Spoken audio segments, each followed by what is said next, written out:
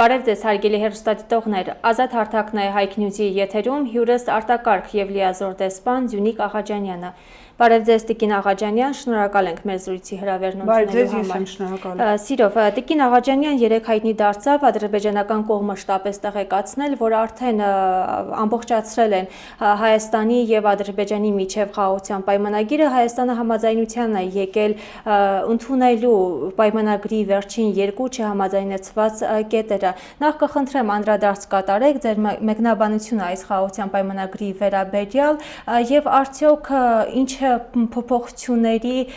սպասում ունեք դուք Հայաստանի եւ Ադրբեջանի փոխհարաբերություններում։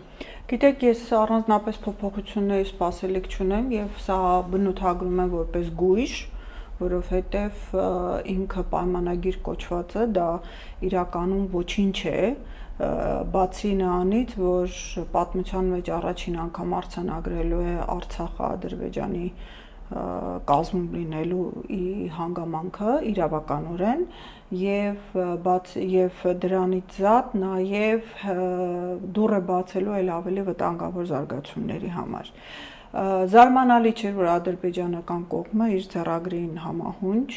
եթե դատելուն ենք մեր արտգործնախարարության հայտարարությունից հերթական անգամ շեղվել է պայմանավորվածությունից եւ փորձել է դիվիդենտներ քաղել, բայց դա երևույթը ինքը նաեւ ցույց է տալիս, նաեւ դրան հաջորդած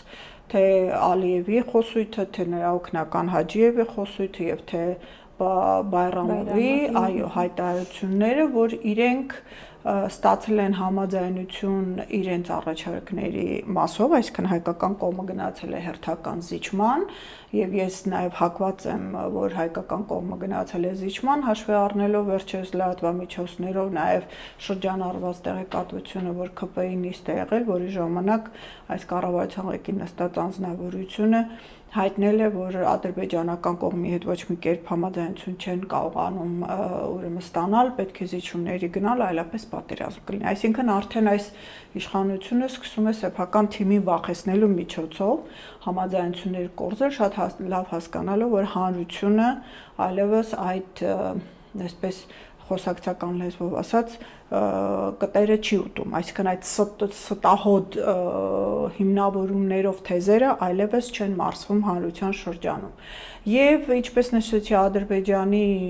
ղեկավարության կողմից իբրև թե համաձայնեցված այդ կետերի հետ կապված հայտարարություն անելուց հետո անմիջապես հաջորդեցին այսպես շարվեշարան պայմանների թելադրանքներ դրանց շարքում, թե ամեն մեկը յուրովի ներկայացնելով դա, թե սահմանադրության փոփոխության մասով, թե ուրեմն փաստացիորեն միջանցքի մասով, որի մասին կարող ենք դատել մեր կառավարության ղեկին նստած անձնավորության 3 տված ոտքի վրա ասուլիսի դրվագներից, թեև թուրք լրագրողների հետ նրանց ուրեմն նրա զրույցից եւ նաեւ հավակնում են անգամ որոշակի փոխհատուցման ինչ-որ պահանջների հետ կապված, չնայած որ եթե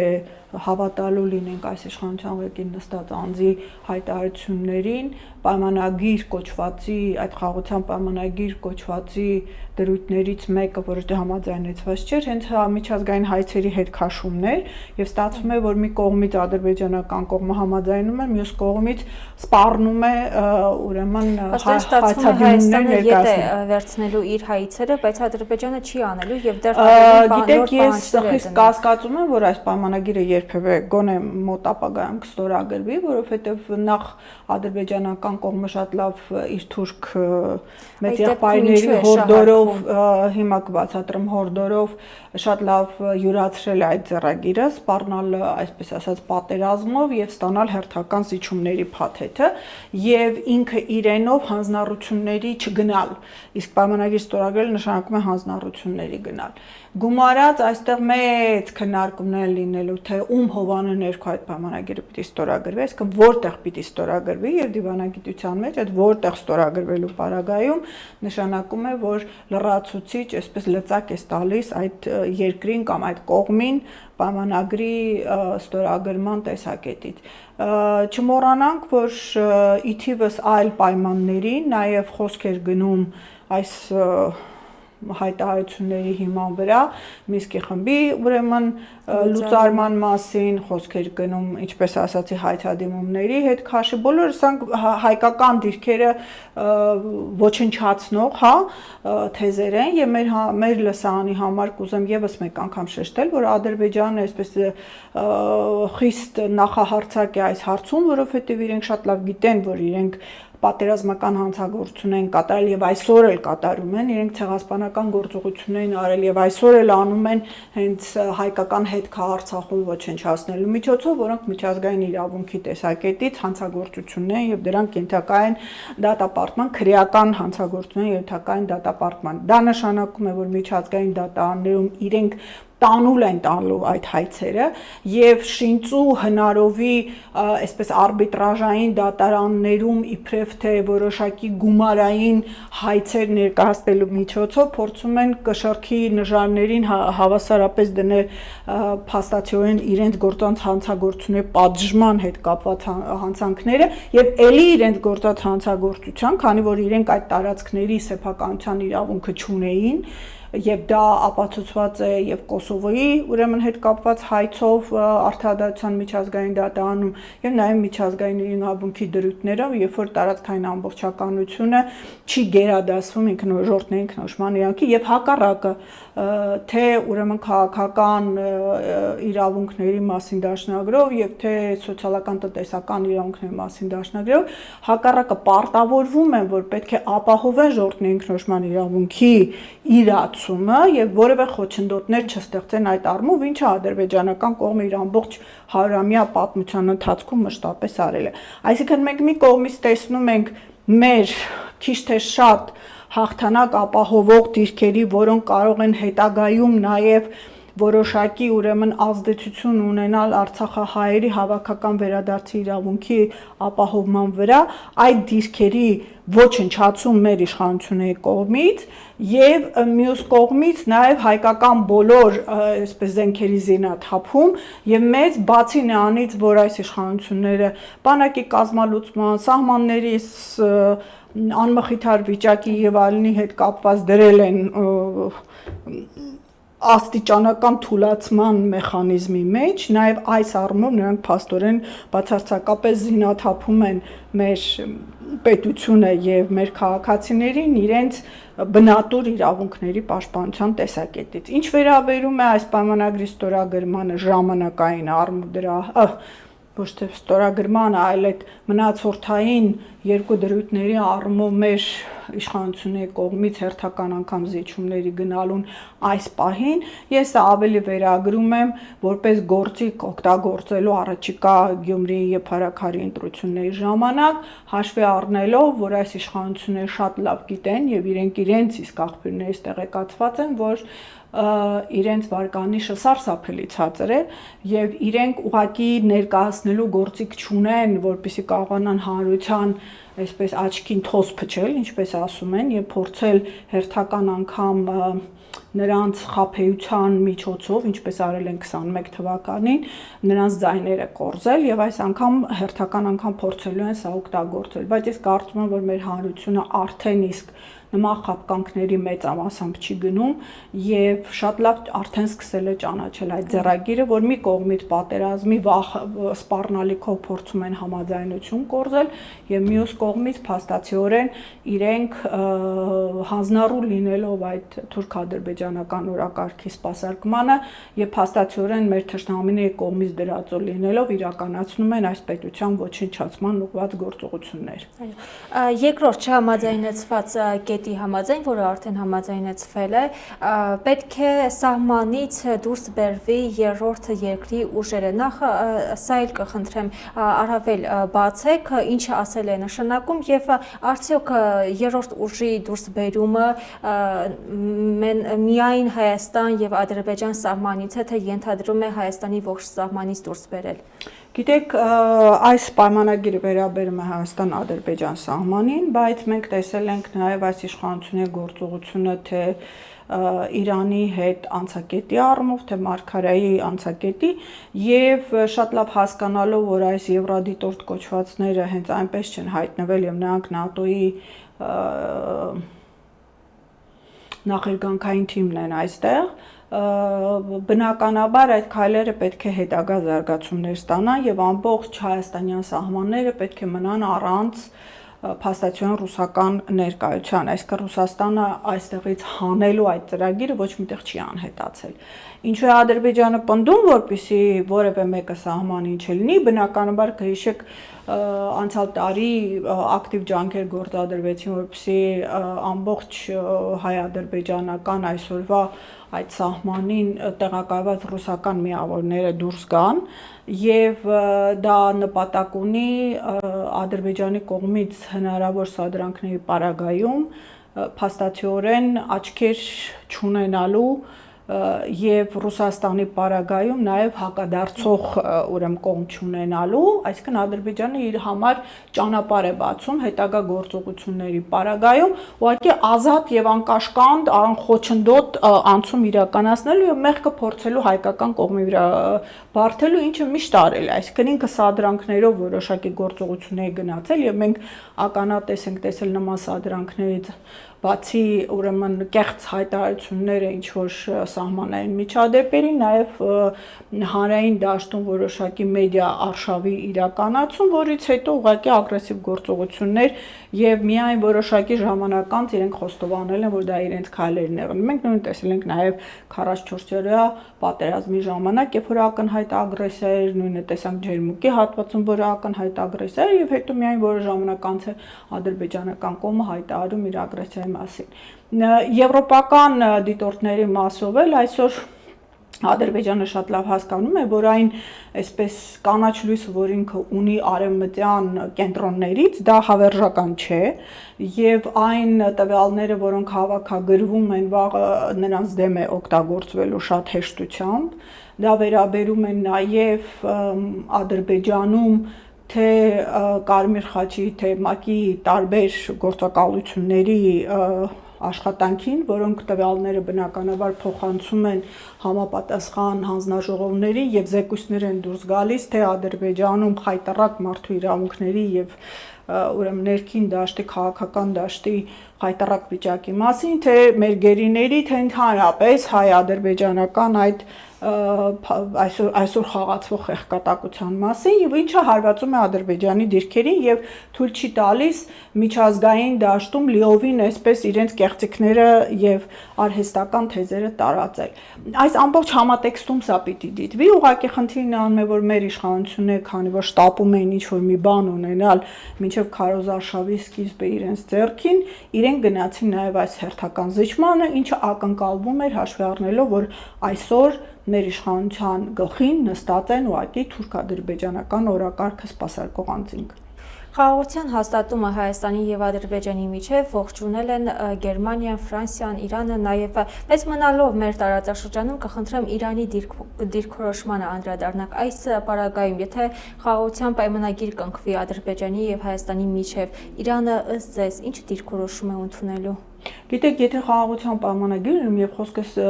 իրական խաղաղության պայմանագրի մասին է, ոչ թե այն խեղկատակության, ինչը մեզ հրամցվում է որպես խաղաղության պայմանագիր եւ հակառակը, ինչպես հենց այդ կառավարության ղեկին նստած անձն է ասել, դրա ստորագրելուց 12 ժամ հետո կարող են հենց ռազմական գործողություններ սկսել։ Տվյալ պարագայում բնականաբար որևէ սառը դատող եւ նորմալ մարդ խաղաղությանը դեմ չէ, բայց այդ խաղաղությունը պիտի լինի արժանապատիվ եւ ոչ պետության շահերը վնասող, ոչ քաղաքացիների շահերը վնասող, ել չեմ ասում նրան գոյաբանական վտանգի առաջ կանգնեցնող։ Մենք գործ ունենք մի պետության հետ, խոսքս Ադրբեջան պետությունն է, որը բացարձակապես պայմանագրային եւ համաձայնություններին երբևէ չի հետևել իր գոնե 30-ից ավել տարիների պատմության մեջ, որը ես առիթ եմ ունեցել հետևել, ես երբևէ չեմ տեսել, որ նրանք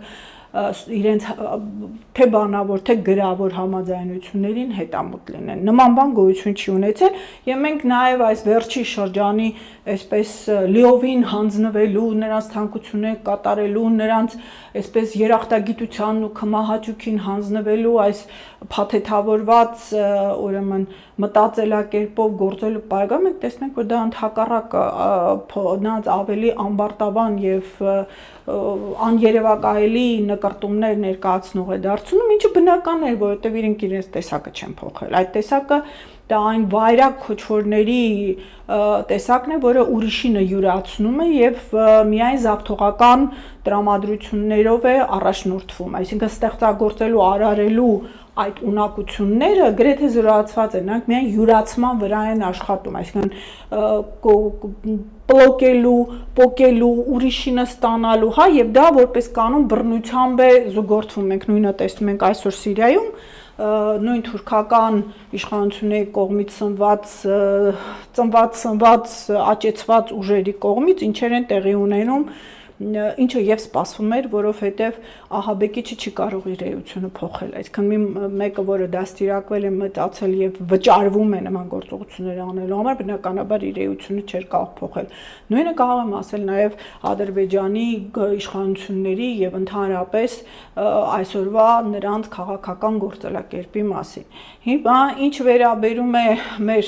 այսպես ողջունողներին, արևմուտքը բնականաբար, քանի որ իրենց ձեռամբ է այս ամբողջ ապուրը եփվել եւ իրենց նախագծած այս ծրագրով է Արցախը մատուցարանի վրա հանձնվել Ադրբեջանին, Իրանի պարագայում բնականաբար Իրանը չի ուզում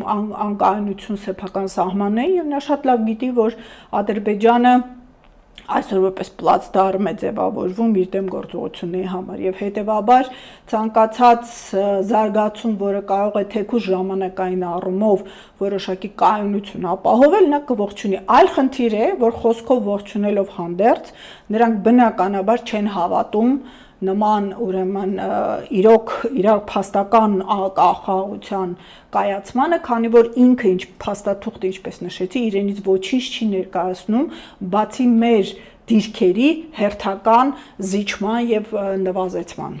Տիկին Աղաջանյան, ձեր խոսքի սկզբում նշեցիք, որ խաղաղության պայմանագիր կոչվածը մեզ համար գույժ էր, բայց տեսեք, այսօր Հայաստանի արտաքին գործերի նախարար Արարատ Միրզոյանը նշեց, որ այդ պայմանագիրը Հայաստանի գոյության միակ ձևն է եւ որ այդ պայմանագրով Հայաստանը միայն շահելու է։ Ինչ է շահելու սրանով Հայաստանը։ Ես չգիտեմ ինքը ինչ է ենթադրում, բայց բնական է, որ այդ պայմանագրի բանակցությունների շարքերում կանգնած անձնավորությունը իր հանձնառությունները չէր փնովելու, իսկ ինչ վերաբերում է մեր պետության միակ գոյության հիմքին, ապա մինչև իրենց իշխանության գալը մեր պետության գոյությանը ոչինչ չէր սպառնում, առաջինը, ոչ միայն մեր պետության գոյությանը, այլև Արցախի հանրապետությանը ոչինչ չէր սպառնում։ Նաև նշել էր, որ ԵԱՀԿ-ի Մինսկի խումբն է լուծարվելու, կցրվի խաղաղության պայմանագրի վերջնականապես հաստատումից հետո։ Հայաստանը գոյաբանական սպառնալիքի առաջ կանգնացրել է այս իշխանությունը եւ այդ գոյաբանական սպառնալիքից դուրս բերելու միակ միջոցը ազգային շահերի դիրքերից հանդես եղող իշխանության գոյությունն է։ Դա նշանակում է իրենց հեռացումը։ Այսինքն նրանք խոսքային մակարդակով բնականաբար հիմա պիտի փորձեն դիվիդենդներ քաղել այս հայտարարությունից, ես ինչպես նշեցի առաջիկա ընտրությունների համար, բայց իրականում փաստաթուղթը ինքը ոչինչ չի տալիս, բացի նրանից, որ Հայաստանի համար եւ հայ ժողովրդի շահերի պաշտպանության, այդ թվում նաեւ արցախահայերի իրավունքների պաշտպանության տեսակետից դա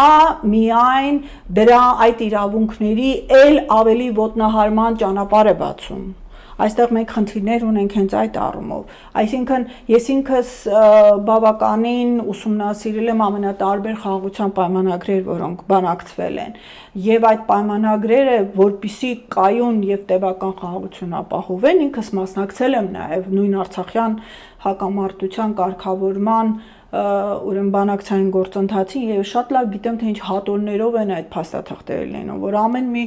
երևույթ, ամեն մի ստորակետը համաձայնեցվում է, որպեսզի այդ խաղաղությունը որևէ հնարավոր ինչ որ զարգացումների պարագայում չփլուզվի, այսինքն այնքան մանրակրկիտ են այդ պայմանագրերը մշակվում եւ յուրաքանչյուր դրվագ համաձայնեցվում, որ հետագայում նվազեցվեն դրանց ուրեմն հետ դարձի եւ պատերազմական գործողություններ վերսկսելու մասին։ Իսկ այս պայմանագիր կոչվածը բացի հանձնառություններից հայկական կողմից եւ դեսպանություններ բացելու ցանկությունից, ես որքան հասկանամ, այնտեղ ոչ մի բան չկա։ Որտեվ չկա գերիները, չկա արցախահայության խնդիրը, Չկա անգամ հաղորդակցության մասին խնդիր, այսինքն եթե դու պետությունների միջև պարզ սովորական ինքնիշխանության եւ սուվերենության պահպանությամբ հաղորդակցության միջոցների օգտագործումը չես ապահովում, ապա ինչ խաղաղության մասին է խոսքը։ Ինչի մասին է խոսքը։ Եվ այստեղ մենք ունենք ընդհանրապես թեզիսային ձևակերպումներ, բացի մի քանի շարքերում մեր համար դրական դիրքեր ունեցող խնդիրների զիջմանը, որը վերաբերում է թե հայցերին, թե Մինսկի խմբին եւ Մինսկի խմբի պարագայում հատկապես զարմանալի չէ եւ սա այս քայլը նաեւ վերահաստատում է այն, որ այս իշխանությունները միտումնավոր են գնացել Մինսկի խմբի փաստական չգոյությանը, հա, նրա գոյության կամ նրա որպես ձևաչափի չկիրառությանը, եւ դա եղել է միտումնավոր քայլ, եւ նրանք օգտագործել են թե մինչև 20 թվականի 44-օրյա պատերազմը, որպեսզի բանակցությունները ուղղակի տապալեն, հա, այսպես զրույց էին անում ադրբեջանցիների հետ 8 ժամով տարբերակով, եւ պատերազմը ծրագրված ու պայմանավորված պարտությամբ բերելով եւ պատերազմը բերելով եւ պարտությունը բերելով Արցախը Ադրբեջանին նվիրաբելու գործընթացը քայլ առ քայլ իրականացնելու պարագայում նաեւ առիթը օգտագործել, որպեսզի ռուս-ուկրաինական հակամարտության սկսման ուղղակի հայտարարել, որ այլևս չի գործում այդ խումբը։ Իրականում ցանկության դեպքում հնարավոր էր 3 համանախագահների հետ աշխատանքներ շարունակել եւ այսօր, երբ որ մենք տեսնում ենք նույն ամերիկյան եւ ռուսական կողմերի հետ բանակցային գործընթացի, այսինքն երկխոսության ծավալում դու համաձայնում ես Մինսկի խմբի լուծարման, դա նշանակում է, որ դու ի սկզբանե ձեռնամուխ ես եղել այդ քայլերին, այսինքն դա փաստացիորեն ապացուցում է, որ իրենք հստակ ծրագրով միտումնավոր ոչնչացման են տարել Մինսկի խումբը։ Ես մեծ հույս ունեմ, որ Մինսկի խմբի համանախագահ երկրները չեն համաձայնի դրան, բայց մենք դեռ պիտի տեսնենք։ Կարևոր է, որ այդ ամենը պիտի իրականություն դառնա խաղաղության պայմանագիր կոչված այս չարաբաստիկ փաստաթղթի ենթադրյալ ստորագրումից հետո վավերացումից եւ հետո, բայց դա շատ երկար գործընթաց է եւ ես այստեղ քաղաքացիական պայմանագիր կուսակցության անդամներին, որոնց ձեռամբ այս դավաճանական գործողություններին իրականացնելու եւ հերթական դաշույնն է խրվելու մեր պետության թիկունքին, ուղղակի զգուշացնեմ, որ իմացեք, որ դուք դառնալու եք եւ ձեզ դարձնում են բացարձակապես պատմության մեջ առաջին անգամ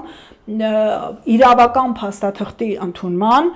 որով Արցախը ուղղակի տրվում է Ադրբեջանին, այս հնարովի պետությանը, որը հավակնություններ ունի անգամ Հայաստանի Հանրապետության հանդեպ։ Եվ դուք դրանով խաղաղություն չեք բերելու, այլ բացելու եք հերթական, այսպես ջրվեժի, հա, այդ դարպասները եւ ջուրը հեղեղի նման հորդալով իրենց պահանջների շարքը շարունակվելու է եւ մենք տեսնելու ենք ոչ միայն այդ արդեն իսկ հայտարարված սահմանադրություն եւ այլն, մենք տեսնելու ենք նույն Շինծու արհեստացին ադրբեջանցի փախստականների վերադարձի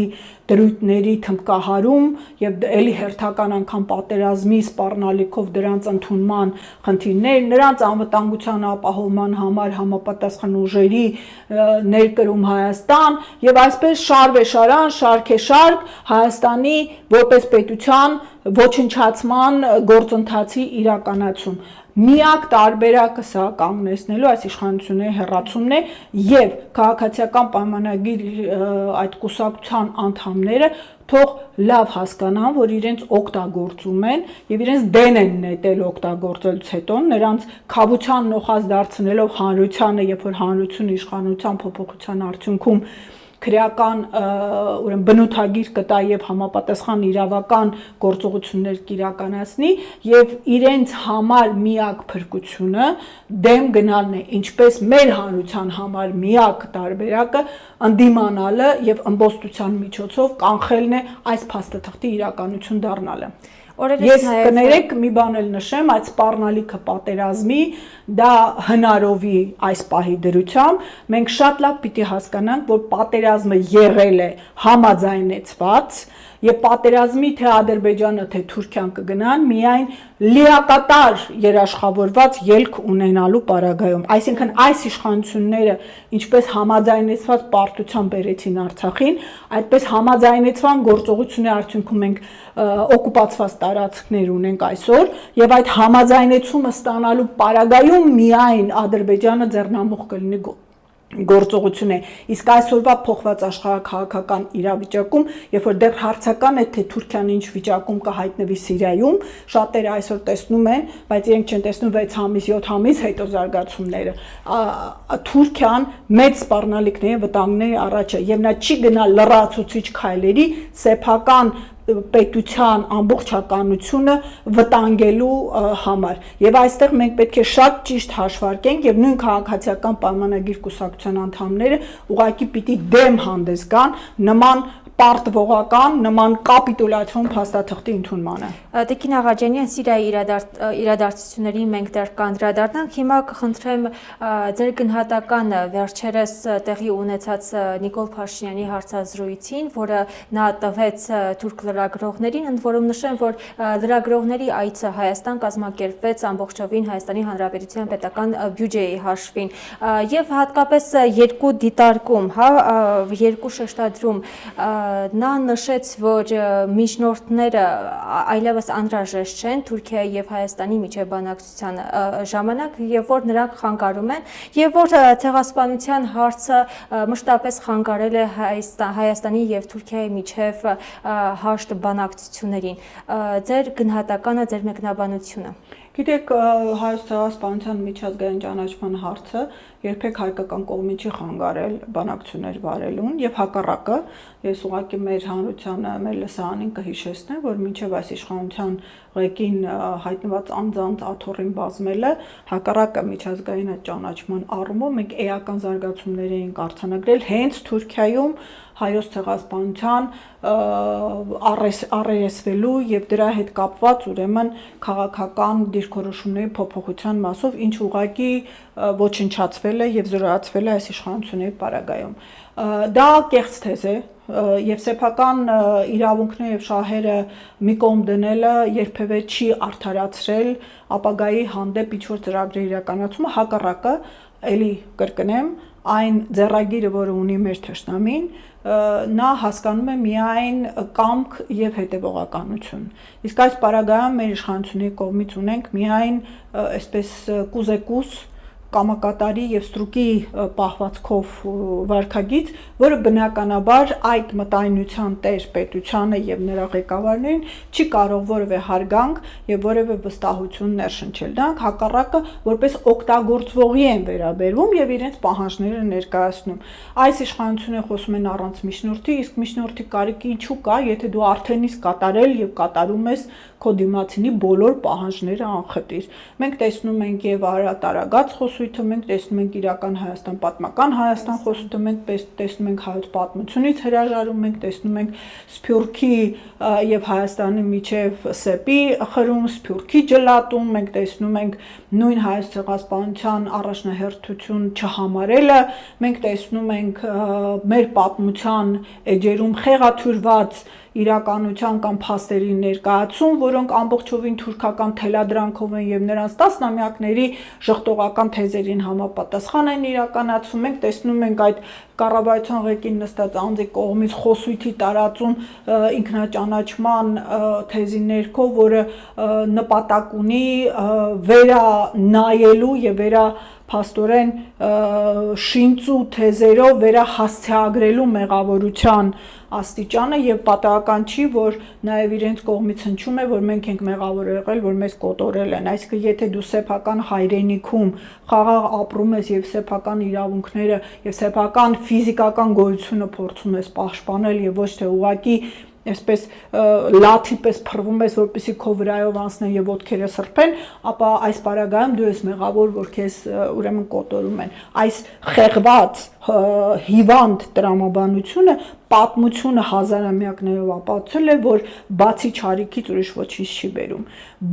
Ապրում են եւ գոյատևում են այն ժողովուրդները, որոնք իրենց իրավունքները եւ շահերը ոչ միայն հստակ գիտակցում են, այլև ամուր եւ համառորեն կանգնած են դրանց պաշտպանության դիրքերում։ Մենք հիմա նայենք, թե ինչ է տեղի ունենում Ուկրաինայում, մենք նայենք, թե ինչ է տեղի ունենում Վրաստանում, մենք նայենք, թե ինչ է տեղի ունենում Եվրոպայում։ Այս իշխանությունները մեծ հույսեր էին դրել Եվրոպայի վրա։ Եվրոպան այսօր փլուզման շեմին է եւ վաղուց եմ ասել, որ նրանք այսպես Տիտանիկի են նմանում, որը արդեն սառցաբլուրին հարվածել է եւ եթե մի տարի առաջ իրենք ձև էին անում, թե չեն տեսնում այդ ճեղքը, այսօր այդ ճեղքը այնքան խորն է, որ Տիտանիկը սկսել է սուզվել եւ իրենք փորձում են ուղղակի տարբեր նավակներով ջրի երեսին մնալ, որպես քաղաքական միավոր, փորձելով պարտադրել իրենց ներկայությունը տարբեր բանակցային գործընթացներում, բայց մենք տեսնում ենք նման կամակատար անգամ արևմուտքի համար կամակատար ուրեմն ղեկավարների հանդեպ կամահրական վերաբերմունքը, ինչը ակնհայտ դրսևորվում է ամերիկյան կողմից, եւ դա բնության օրենքն է, այսինքն ապրում գոյատևում է նա, ով դիմադրում է եւ ով պայքարում է։ Փաստորեն ստացվում է մենք խաղաղության պայմանագիր ենք կնքում մի պետության հետ, որը դեռ 3 Արցախում ցեղասպանություն իրականացրեց եւ որի մեծ եղբայրը այսօր Սիրիայում է ցեղասպանություն իրականացնում։ Տիկին Աղաջանյան, խնդրեմ անդրադարձեք նաեւ Սիրիայում տիրող իրադարձություններին, Թուրքիան այստեղ ինչ ծրագիր իրագործեց եւ Սիրիայի իրադարձությունները ինչպես են անդրադառնալու տարածաշրջանի վրա։ Գիտեք, Թուրքիան դեռ վաղուց է օգտագործվել Սիրիայի դեպ գործողություններում։ Ես քիմիական զենքի կազմակերպությունում մեր մշտական ներկայացուցիչն եմ, երբ որ Թուրքիան այսպես կուրծքը ծեծելով փորձում էր իսլամական որոշակի խմբերի իրավունքներ պաշտպանել, սնուցելով բոլոր այդ ահաբեկիչներին, մենք չմոռանանք, որ 14 թվականին հենց Քեսաբի սահմանից, թուրքական սահմանից մտան ահաբեկչական խմբերը Սիրիա եւ նաեւ իրենց կողմից հովանավորվում, աջակցվում եւ նաեւ արևմտյան տարբեր կենտրոնների, այդ թվում նաեւ Մեծ Բրիտանիայի կողմից ուրեմն ֆինանսավորվում է սպիտակ բերետներ կոչվածները, որոնք կեղծ տեսանյութերով եւ շինծու պատմություններով փորձում էին Ասադի ռեժիմին մեղադրել այսպես մարդկության դեմ հանցագործություններում, երբ որ դրանք բոլորը բեմականացված ուրեմն տեսանյութեր էին, իսկ այսօր իրենք քիմիական զենք են օգտագործում հենց եւ օգտագործել ոչ միայն Սիրիայի տարածքում, այլև քրդերի հանդեպ։ Խնդիրը նրանում է, որ Արևմուտքը աճեցնում էր Թուրքիային որպես իր նիզակը մերձավոր արևելքում եւ հատկապես Իրանի դեմ։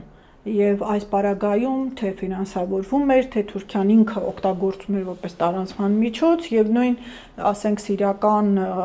նավթի արտահանումը սև շուկա իրականացում էր Թուրքիայի միջոցով, այսինքն այդ ֆինանսական ամբողջ հոսքերը գնում էին Թուրքիայի միջոցով։ Եվ այստեղ բազում խնդիրներ կան, ցավոք սրտի Ասադի կառավարությունը շատ սխալներ գործեց եւ այդ սխալների արդյունքում կարողացան նաեւ խապկանքի միջոցով կարողացան ուրեմն Ասադին հեռացնել իշխանությունից ամբողջ երկիրը դնելով ահաբեկիչների ձեռքի տակ, որոնք գտնվում են թուրքական վերահսկողության ներքո, բայց խնդիրն նրանում է, որ այստեղ մի քանի շերտի վերահսկողություն է։ Մենք մի կողմից ունենք թուրքական վերահսկողության տակ գտնվող այս խմբավորումները, որոնցում շատ են ոչ միայն թուրքոմանները, այլև Միջին Ասիայից եւ այլ երկրներից վարձկան եւ պատրաստված ահաբեկիչները, որոնց մի հսկայական քանակը մենք տեսանք Արցախի 44 օրյա ժամանակ տեղափոխվել են եւ անգամ նրանց որոշ մասը մինչ օրս գտնվում են այդ Արցախի օկուպացված տարածքներում։ Մենք ունենք առանձին քրդական հատված, որը գտնվում է ամերիկյան վերահսկողության տակ եւ Իսրայելը բնականաբար օգտագործեց իրավիճակը իր համար տարածքներ վերցնելու, հատկապես Գոլանի բարձունքները, որոնք ջրային մեծ ռեսուրսներ ունեցող բարձունքներ են եւ իր համար այսպես անվտանգային գոտի հետագա ծավալման, տարածքային ծավալումը ապահովելու համար։ Այսինքն մենք տեսնում ենք, որ Թուրքիան թեև այստեղ երեքով, արևմուտք, Թուրքիա եւ Իսրայել համատեղ գործել էին Ասադին հեռացնելու եւ Սիրիայից Իրանին դուրս մղելու եւ դրանով Հեզբոլլահի դիրքերը թուլացնելու, բայց արդեն այսպիսի իրավիճակում, որ իրենք մնացել են իրենցով, մենք տեսնում ենք նրանց իրական դեմքը, մենք տեսնում ենք ալևիտների հանդեպ ցեղասպանական գործողությունները, որ բնական էր, որ լինելու էր, քանի որ ձեռագրերը չեն փոխվում, տեսակը չի փոխվում, հա, մեր ժողովուրդը խոսք ունի կարմիր կովը իր կաշին չի փոխում, եւ նույնը մենք տեսնելու ենք զարգացումներ գնալով ավելի խորացող ճեղք Միացյալ Նահանգներ Թուրքիա, որտեղ Թուրքիան ամբարտավան էր դարձել արևմուտքի ուժով եւ արևմուտքի փաստորեն լռությամբ իրականացնելով զարթողական քաղաքականություն, նա հիմա փորձում է նույն ազդեցությամբ վերացնել քրդական հարցը, որը չի ստացվելու եւ այստեղ բախում է լինելու Միացյալ Նահանգներ կամ այսօրվա Միացյալ Նահանգներ, Թուրքիա եւ Թուրքիայի հետևում կանգնած Մեծ Բրիտանիա եւ Իսրայել-Թուրքիա շերտում։ Խնդիրն անում է, որ հանրությունը սկսում է սթափվել Սիրիայում եւ ալևիտների դեմ այս ցեղասպանական գործողությունները սկսում են այս ճանապարհ բացահայտել իրական նպատակները Սիրիան բսկտելու եւ այստեղ մենք աստիճանաբար կտեսնենք հակընդդեմ ընդդիմադիր ամբողջ զանգվածի ավելացում, ինչը մենք տեսել ենք Իրաքում, նույն պատմությունը, ինչը մենք տեսանք Աֆղանստանում, եւ մենք աստիճանաբար կտեսնենք իրավիճակի վերադարձությունների փոփոխություն, ցավալին այն է, որ դրանք առանց զոհերի չեն լինելու։ Մեր խնդիրը այստեղ այդ զարգացումների պարագայում ուշադիր հետևել, քանի որ դրա մի մասը փորձ կարվի շեղել դեպի Իրան գործողությունները, իսկ դեպի Իրան գործողությունների պարագայում Հայաստանը դառնալու է այն տարանցիկ ուղին, որով զինատեսակներ են փորձելու տեղափոխել դեպի Իրано-ադրբեջանական սահման եւ մենք կարող ենք շատ հանգիստ հարվածի տակ հայտնել այդ թվում Սյունիքի մարզը, որը կօգտագործվի այդ առիթը, այսպես կոչված այդ միջանցքը բացելու համար։ Ես հույսեր ունեմ, մեծ հույսեր ունեմ, որ թե ռուսական, թե իրանական կողմը շատ լավ հասկանում են իրավիճակը եւ նրանցից որևէ մեկի համար այս տարածաշրջանում մինչև Ուկրաինա-ռուսական հակամարտության կարգավորումը բացարձակապես ցանկալի չէ որևէ ռազմական գործողություն, որտեղ դա վերածվել է երկրորդ ճակատի 2-ի դեմ, ինչը շատ վտանգավոր զարգացումների դուռ է բացելու։ Նրանք ուղղակի թույլ չեն տալիս նման զարգացումներ։ Բայց այստեղ տարօրինակ չէ ԱՄՆ-ի լռությունը, չէ, որ ԱՄՆ-ի նախընտրական ընտրությունների նախընտրական այդ քարոզարշավի ժամանակ Թրամփը խոստացել էր պաշտպանել քրիստոնյաներին,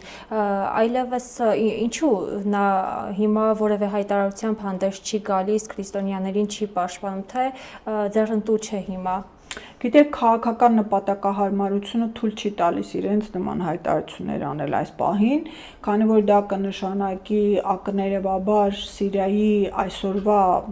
տիրապետող ուժի հետ խնդիրներ ունենալ եւ Թուրքիայի հետ խնդիրներ ունենալ, ինչը այս պահին փաստացիորեն Միացյալ Նահանգները ցանկություն չունի արհեստականորեն իր համար եւս մեկ գլխացավանք առաջացնել, սակայն ես վստահ եմ, որ ներքին խողովակներով որոշակի ուղերձներ փոխանցվում է, պատահական չէ, որ այդ իշխանության ղեկին հայտնվածները հիմա փորձում են ինչ-որ ձև անել, թե իրենք ըմբոստ պրոասադական խմբավորումների դեմ են գործել, փորձ են անում այն տեսանյութերը, որոնք արձանագրում էին այդ ցեղասպանական գործողությունները, դրանք հեռացնել կամ դրանք այլ կերպ ներկայացնել, փորձում են զանգվածային գերեզմանների միջոցով կոծկել իրականացված հանցագործությունը, բայց կարծում եմ այսօրվա դարում դա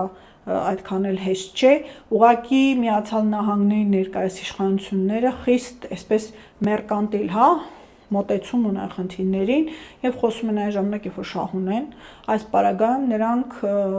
խոսելու տեսակետից շահ չունեն, բացի արհեստական իրենց համար գոնե իրենց ընկալմամբ խնդիրներ առաջացնելը եւ նրանք ավելի կաշխատեն ամենատարբեր խողովակներով դեղին քարտ ցույց տալու միջոցներ օգտագործել Թուրքիայի դեմ, ինչի մասին մենք կիմանանք մոտ ապագայում։ Տիկին Աղաջանյան, մեր հարցազրույցի վերջում կցանկանամ նաև անդրադարձ կատարեք Բաքվում պահվող հայ գերիների, նրանց դատավարությանը, ինչ քայլեր են արվում Հայաստանի Հանրապետության կառավարության կողմից, արդյոք արվում են, թե չէ, թե միայն լռությամբ են օգնում։ Գիտեք, նշեմ, որ նրանք գերի չեն, նրանք պատանդ են, մեր Արցախի ռազմաքաղաքական ղեկավարությունը պատանդարված է եւ այդ հանգամանքը օգտագործում է այս իշխանություններից հերթական զիջումներ կորզելու նպատակով։ Այս իշխանությունները վերջերս սկսել են ձև անել, թե իրենք հետաքրքրված են այդ խնդրով, բայց իրականում այդպես չէ։ Խնդրով հետաքրքրված իշխանության ղեկին նստած անձնավորությունը ՄԱԿ-ի ամենաբարձր ամբիոնից գոնե մի բառ կարտասաներ մեր գերիների պատանդների մասին, ինչի մասին մենք չլսեցինք։ Նույն արտաքին գործերի նախարարի պաշտոնը զբաղեցնողը եւս նա վերջերս փորձում էր մի շաբաթվա կտրվածքով թվարկել իր արարածները, բայց խնդիրը նա անում է, որ դա այդ մի շաբաթից այն կողմ չի անցնում։ Ես շաբթով ուշով հետևում եմ նրա ելույթներին եւ փոխանակ ուղղակի ամեն հանդիպում, ամեն հաղորդագրություն, ամեն ասուլիս այդ հարցը բարձրացվի, իրենք ուղղակի համարում են, որ լռենք Ադրբեջանի հետ խնդիրներ չառաջացնենք, այդ թուղթը ստանանք, որի վրա գրված կլինի պայմանագիր, որից հետո նոր այս խնդիրները կբարձրաձայնենք։ Այս խնդիրներին նրանք անդրադարձան, որովհետև նախ Ռուբեն Վարդանյանը հացադուլ սկսեց եւ համապատասխան ուղերձներով հանդես եկավ եւ ակնհայտ դարձավ պատկերային առումով նրանց հանդեպ խոշտանգումները եւ բնականաբար հանրային ընդվզումը նրանց ստիպեց հատկապես այս գալիք ընտրությունների շեմին, եթե դա լիներ 2 ամիս առաջ, նրանք նույնպես լռության էին մատնելու, բայց քանի որ դա շատ մոտ է ընտրությունը եւ դա բնականաբար իր անդրադարձը ունենալու է, նրանք արդեն փորձեցին իբրև թե իրենց գործողությունները անելով ձև անել, թե նրանք զբաղվում են։ Մենք չմոռանանք, որ մեր գերիները վերադարձվել են բացառապես բարտերային գործարքի պայմաններում, յուրաքանչյուր անգամ հայկական կողմը հանձնել է Ադրբեջանին ինչ-որ արժեքավոր բան։ Լինի դա ականապատման քարտեզները, լինի դա Ադրբեջանից այստեղ հետախուզական նպատակներով անցած անձինք, լինի դա COP29, հատկապես Արցախի հանդեպ ցեղասպանական գործողություններից հետո, որի պարագայում ոչ միայն չպիտի բանակցությունների գնային, այլ միանգամից քրեական դատարան միջազգային պիտի հայց ներկայացվեր այդ առումով, սակայն մենք տեսնում ենք բոլորին հակառակ գործընթաց։ Բայց միջազգային կազմակերպությունների կողմից տեսնում եք որևէ գործողություններ ուղղված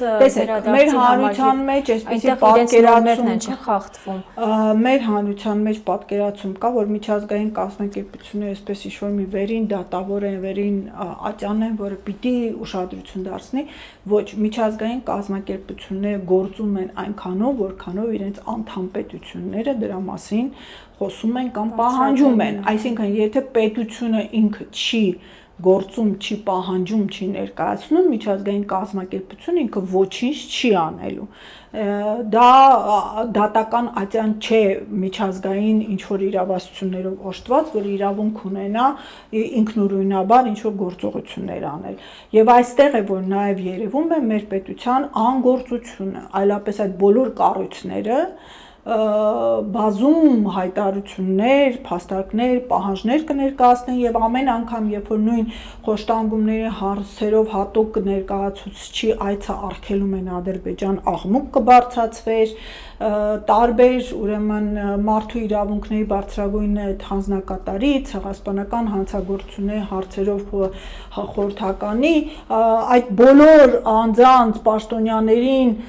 կպահանջեին, կպարտադրեին, որ Ադրբեջան այցի եւ մեր գերիների ու պատանդարված ղեկավարության մասով հանդիպումներ տեղի ունենան, տեղեկատվություն պահանջեն, իսկ մենք տեսնում ենք հակառակը, որ աշխատանքից ազատվում է միջազգային դատարաններում մեր ներկայացուցիչը, որը համաձայն չէ եւս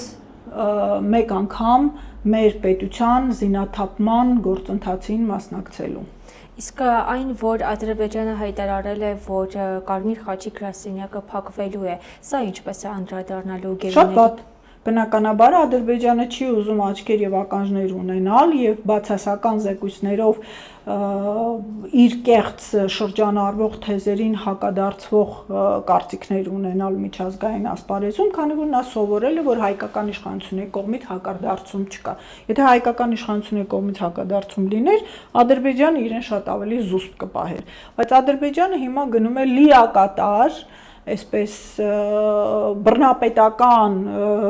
իրավիճակի ստեղծման, որտեղ միայն սեփական թելադրված եւ շինծու ու կեղծված տեղեկատվությունը հնարավոր կլինի ստանալ։ Իսկ դա նշանակում է, որ առաջինը վտանգված են մեր պատանդարված ղեկավարությունը եւ գերիները, երկրորդ դա նաեւ ցույց է տալիս, որ այդ խաղաղություն պայմանագիր կոչված չարաբաստիկ փաստաթուղթը իրականության հետ որևէ առնչություն չունի, քանի որ այդ պետությունը խաղաղության ցանկություն բացարձակ չունի։ Շնորհակալ ենք Տիկին Աղաջանյան վերլուծության համար, այսքանով ավարտենք մեր հարցազրույցը։ Ես եմ շնորհակալ։ Հիշեցնենք, որ մենք զրուցում էինք արտակարգ եւ լիազոր դեսպան Դյունիկ Աղաջանյանի հետ։